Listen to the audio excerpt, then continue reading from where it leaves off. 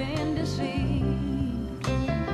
Border Song, sung by Aretha Franklin. This is Democracy Now!, democracynow.org, The War and Peace Report. I'm Amy Goodman with Juan Gonzalez. Well, as NSA leaker Edward Snowden remains at a Moscow airport, Army whistleblower Bradley Manning is on trial, and WikiLeaks founder Julian Assange is holed up in the Ecuadorian embassy in London. Today, we look at the strange story of another man tied to the world of cyber activism, who faces over 100 years in prison. His name is Barrett Brown. He's an investigative reporter with ties to the hacking collective Anonymous. He has spent the past 300 days in jail and has been denied bail. He faces 17 charges, ranging from threatening an FBI agent to credit card fraud, for posting a link online to a document that contains stolen credit card data. But according to his supporters, Brown is being unfairly targeted for daring to investigate the highly secretive world of private intelligence and military contractors. Before Brown's path crossed with the FBI, he frequently contributed to Vanity Fair, The Huffington Post, The Guardian, and other news outlets. In 2009, Brown created Project PM, which was, quote, dedicated to investigating private government contractors working in the secretive fields of cybersecurity, intelligence, and surveillance. He was particularly interested in the documents leaked by WikiLeaks and Anonymous. In the documentary We Are Legion, Barrett Brown explains the importance of information obtained by hackers. Some of the most important things that have had the most far-reaching influence and have been the most important in terms of what's been discovered, not just by Anonymous, but by the media in the aftermath, is a result of hacking. That information can't be obtained by the traditional journalistic process, or it can't be obtained or won't be obtained by a congressional committee or a federal oversight committee. For the most part, that information has to be, obtained by hackers. In 2011, the group Anonymous hacked into the computer system of the private security firm H.B. Gary Federal and disclosed thousands of internal emails. Barrett Brown has not been accused of being involved in the hack, but he did read and analyze the documents, eventually crowdsourcing the effort through Project PM. One of the first things he discovered was a plan to tarnish the reputations of WikiLeaks and sympathetic journalist Glenn Greenwald of The Guardian. Brown similarly analyzed and wrote about the millions of internal company emails for Stratfor Global Intelligence that were leaked on Christmas Eve 2011. Shortly thereafter, the FBI acquired a warrant for Brown's laptop and authority to seize any information from his communications, or in journalism parlance, his sources. In September 2012, a troop of armed agents surged into Brown's apartment in Dallas, Texas, and handcuffed him face down on the floor. He's been in prison ever since. Well, for more, we're joined by Peter Ludlow, professor of philosophy at Northwestern University. He's written extensively on hacktivist actions against private intelligence firms and the surveillance state. His recent article for The Nation is called The Strange Case of Barrett Brown. Peter Ludlow, welcome to Democracy Now! Thank you very much. Talk to us about Barrett Brown, the importance of his case, given all the others that we've been dealing with on this show now for many years. Well, yeah, it's important for two reasons. First of all, it's showing that to some extent all of us could be targets, because the principal reasons that they're going after him with this sort of claim that he was involved in credit card fraud or something like that. I mean, that's completely fallacious. I mean, in effect, what he did was take a link from a chat room and copied that link and pasted it into the chat room for Project PM. That is, he took a link that was broadcast widely on the internet, and it was a link to the Stratfor hack information, and he just brought it to the attention of the editorial board of Project PM. And because there were, for whatever reason, unencrypted credit card numbers and validation codes among those 5 million other emails, the government is claiming that he was engaged in credit card fraud. They're claiming that Project PM was a criminal enterprise. And so basically, for our interest, why this is interesting to us is basically it makes it dangerous to even link to something or to share a link with someone.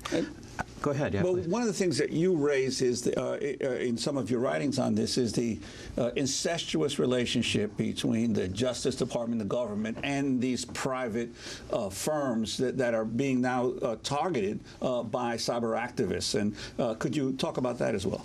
Well, sure. A lot of these private intelligence companies are started by ex-CIA, NSA people.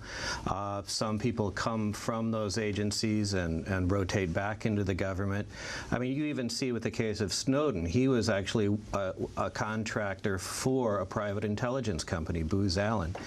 And I mean, people think about the NSA, FBI, CIA, and they think of those are the people that are doing the surveillance of you and doing this intelligence work.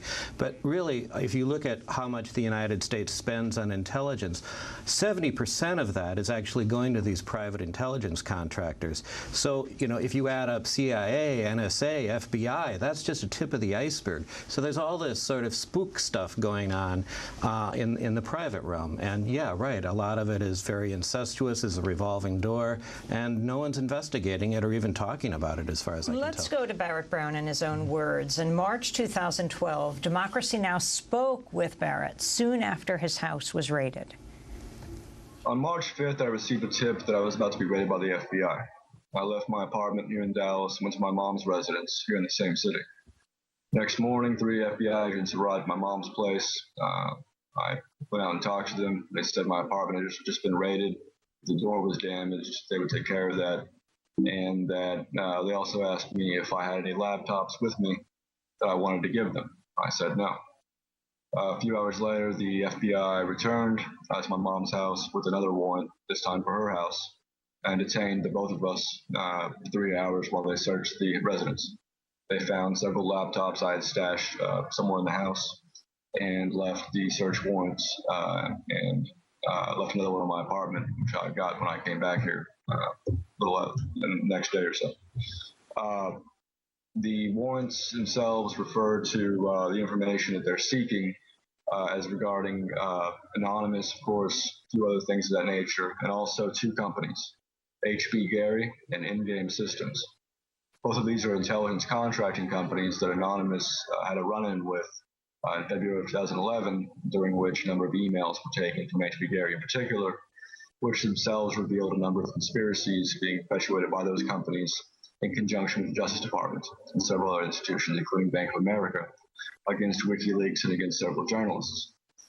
The time since, I've spent a lot of time going over those emails, researching them, conducting other research, and otherwise trying to expose a number of things that have been discovered by virtue of those emails from HB Gary having been taken. I sincerely believe that my activities on that front have contributed to me being raided the other day and will no doubt contribute to any further action that the FBI decides to take. I would just also note the Justice Department itself is very much intertwined with this issue and has been for a while, and in no way can conduct a fair investigation against me based on what I've revealed, what I've helped to sort of emphasize about them. That was Barrett Brown in his own words just after the raid. Yeah. Peter Ludlow, talk about what he had released. Talk about what he got from HB Gary and how this links to Glenn Greenwald.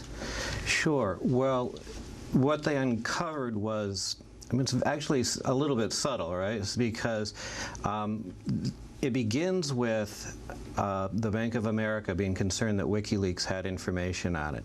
Bank of America goes to the United States Department of Justice. The Department of Justice leads them to Hunton & Williams, the big law fix-it firm in the D.C. area, who in turn hooks them up with a group of private intelligence contractors that went under the umbrella Team Themis. And Team Themis had a number of proposals and projects that were exposed in all of this. They included running kind of a PSYOPs operation against the Chamber Watch, which is a group that sort of monitors the Chamber of Commerce, and it was an attempt to undermine it. And Glenn Greenwald, and other individuals. And I mean, there were many, many plans that they had, many, many things, but some of the documents released showed that they were saying they were going to create fake documents, leak them to Greenwald, and then when Greenwald eventually released them, they would expose it as a fraud and attempt to undermine him in that way. And they had a similar plan for Chamber Watch as well. And their concern with Greenwald was that he was giving that his defense of WikiLeaks was giving legitimacy to WikiLeaks that it didn't deserve. That was the concern, yeah. And they actually said in there, well, he's just a professional journalist and he'll fold under pressure immediately. I mean, apparently they were wrong about that, so yeah. There were also emails found where these private security firms were assessing the damage that Jeremy Scahill's books had done to Blackwater. Well, actually, I ran across that in the Stratfor leaks, and that was kind of interesting because they were monitoring this because they were concerned that Blackwater was going to get into the private intelligence business themselves, and they were commenting on Scahill. They go, "Wow, yeah, Scahill's. You know, I don't care much for his politics, but he's really got these guys figured out." Yeah, so that was a little compliment for Scahill, I think. Yeah. But the amazing thing in all of this is the degree to which these private security firms are engaging in attempts to influence what's going on in the public debate on intelligence. Oh, yeah, yeah. I mean, one of the most crazy things in the whole thing was when Coca-Cola approached Stratfor, and they were concerned about PETA, you know, People for the Ethical Treatment of Animals. And why, I'm not entirely sure, but one of the people in Stratfor said, well, the FBI has a classified file on PETA. I'll see if I can get it for you. Now, that little story sums up a lot of stuff that's wrong about this. First of all, why is Coca-Cola going to a private intelligence company for this? Why did the private intelligence company feel that they had immediate access to a classified file by the FBI? And why did the FBI have a classified file to begin with? I mean, but to me, the creepiest part of that very creepy little story is the fact that the guy at Stratfor felt that he had access to this classified file by the FBI. And the Barrett Brown case revealed something like this as well. It's almost like the FBI has become just another private security firm, that it's become like a private cop for these companies, as it were. And I mean, that's part because of the revolving door. That's part because they get pressed into service for companies that want inside information on activist organizations like PETA. We're going to break and then come back to this conversation. We're talking to Peter Ludlow, professor of philosophy at Northwestern University, has written extensively on hacktivist actions against private intelligence firms. The piece he most recently wrote is for The Nation, and it's called The Strange Case of Barrett Brown. When we come back, I want to ask you how it's possible he faces 100 years in prison. It makes democracynow.org, The War and Peace Report. I'm Amy Goodman with Juan Gonzalez. Peter Ludlow is our guest, a professor of philosophy at Northwestern University, has been tracking the case of Barrett Brown and wrote a Nation piece about him, The Strange Case of Barrett Brown. So the FBI raids his home, and he ultimately is arrested. He faces 100 years in prison. Yeah, if you add up all the charges, and if he serves them sequentially, it'll be 105 years in prison. Yeah, that's right. And the decision for no bail? That's a mystery to me. He's been in jail now for 300 days. Yeah, over 300 days. No bail. For a while, they had frozen the contributions to his legal fund too. Well, that sounds like WikiLeaks, meaning that's what happened to WikiLeaks. They had all these different corporations like PayPal refuse to allow money to go. Yeah, right. Let's go to an interview Barrett Brown did with NBC's Michael Isikoff, serving as a spokesperson for Anonymous. Our people break laws, just like all people break laws. When we break laws, we do so in the service of civil disobedience. We do so ethically. We do it against targets who have asked for it. You go against targets that have asked for it? Yes. What do you mean? Targets who have engaged in a manner that is either unethical and contrary to the the values of this age, information freedom, and sometimes just plain common sense. In the case of them going after journalists, going after WikiLeaks in the way that they were planning to do so. But you can attack websites. Yes, we can attack websites. We can DDoS them. We can sometimes hack them. We can sometimes take over the websites themselves, put messages up, as we did today with Westboro and as we did with the company HB Gary and other federal contractors during that attack. You can Take it over to take face over it. the websites of government contractors. And governments, of course. In Tunisia and in Libya, Algeria and Egypt and Iran, we either took down or replaced government websites. We replaced them with messages from us to the people of those nations explaining what we're doing and why, and what we'll provide if they choose to revolt. Are you worried you're going to get prosecuted? I'm not worried about it, but I am going to get prosecuted at some point, yes. Because you're involved in hacking activity. Because they can do whatever they want to anyone they want. But you're not worried. No, because, again, like I said, I'm well protected right now. What do you mean well protected? I've got a lot of lawyers, and I've got a lot of higher-up people. I've got people I talk to who support us. And if they come after me, they're going to find that they're not going to like everything they see. That's Barrett Brown talking to NBC's Michael Isikoff. Well, the fact is, Barrett Brown has been in prison now for 300 days, and he faces decades in prison. Can you explain, that's when he was an anonymous spokesperson, what Anonymous is, and then also talk about the groups he exposed, like Endgame and others, though he wasn't the only one to do that? Sure. I have to think he was a little bit optimistic there in his claims about how he was all lawyered up there. But he was related to Anonymous, which is, it's not a group per se. You know, you or I could claim to be members of Anonymous. It's more like a flag that you fly if you choose to. And so there was a loosely knit group of hacktivists. Some of them were intersecting. They carried out hacks against, as he says, against various private intelligence contractors and other kinds of targets. He's quite right that during the Arab Spring and the Tunisian uprising and so forth, members of Anonymous did a lot of work in keeping protesters online and in minimizing the effectiveness of the governments in the Middle East in that time.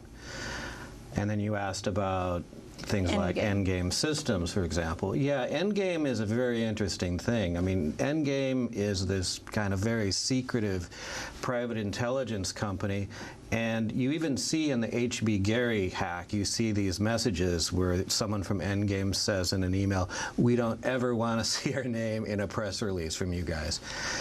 And what makes it particularly interesting is if you read the search warrant that's issued to Barrett when he's busted, it says, well, we're looking for stuff related to HB Gary and Endgame Systems. And you're like, why Endgame Systems? And this is a corporation that's involved in what are called zero-day exploits. Now, what's a zero-day exploit? Basically, what that means is that there are certain security flaws in the software that we have and that we use, and sometimes the company doesn't know about it. Sometimes it's known about it for 7 days, and they've had 7 days to work on it. A zero-day exploit is one that the software company doesn't know about. And Endgame Systems packages these things and sells them. So, for example, they have one where you get, it's a subscription for like $2.5 million a year, and you get these exploits. So it's things that a hacker would do, but because they're a business and they're making money for it, apparently it's okay, right? And it seems that the Justice Department is kind of running interference for these guys. And there's I mean, you don't have to take my word for it. There's a great article in Business Week on this in which they talk about the guys from Endgames, you know, setting up slides and showing you targets in airports, telling you what the computers are running there, and what the vulnerabilities are, and so forth. Who runs Endgame? Where are they based? They're based in Atlanta, Georgia, I believe. Someone recently posted a video on YouTube in which he walked into the place just to see what was going on there. And the people, I think it's started by an ex-intelligence person and by a security guy at IBM. And very quickly, Project PM. Project PM is basically Barrett's. I mean, one of the genius things about Barrett was that he wanted to crowdsource all this information, because you get a hack of Stratfor and it's 5 million emails, and how do you sort through all that? So he had a number of friends and acquaintances, including Michael Hastings, by the way, who were members of Project PM. Michael Hastings, the reporter who just died in a suspicious car accident. Yeah, exactly right. And so he would basically crowdsource this.